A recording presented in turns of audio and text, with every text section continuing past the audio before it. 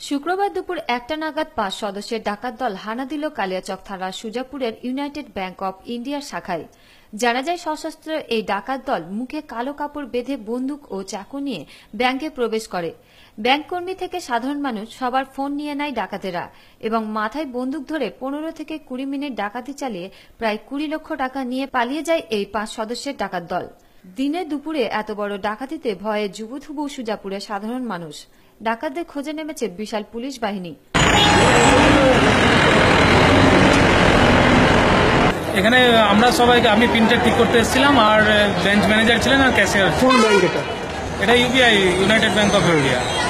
তো হঠাৎ একটা 7 নাগাদ 5 জন লোক আসে। 5 জন লোকের চেহারা ঢাকা ছিল। ঢাকা দেওয়ার পর তারা আর্মস তাদের হাতে এবং চাকু ছিল, সবাইকে দেখায় এবং আমাদের মোবাইল টোবাইল সব কেড়ে নেয়। কেড়ে নেওয়ার পর যত টাকা ছিল অ্যাপ্রক্স শোনা গেল যে মানে ক্যাশিয়ার বাবু যা হিসাব বললেন যে 20 লাখ টাকা মতন সেই টাকাটা আপনার নিয়ে চলে গেছে। মারধর করেছে? মারধর মানে ওই ভয় দেখিয়েছে, বন্ধুকে করে মানে করেছে। আমরা এসে দেখছি যে শুনছি যে ব্যাংকে ডাকাতি। কোথায় ছিলেন যখন ডাকাতি? কোনো সাইলেন্টের আওয়াজ পেয়েছিলেন? না না, তাহলে কোনো পাওয়া যায়। কোথায় এটা ব্যাংকটা? এটা সিঙ্গাপুরে একদম স্ট্যান্ডার্ড আগে ইউনাইটেড ব্যাংক।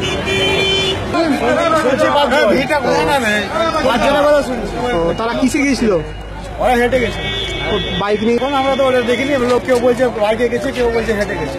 আতঙ্ক হয়ে আছে তো। এরকম আমাদের সিঙ্গাপুরে কোনোদিনই ঘটেনি, আজকে ঘটে গেল।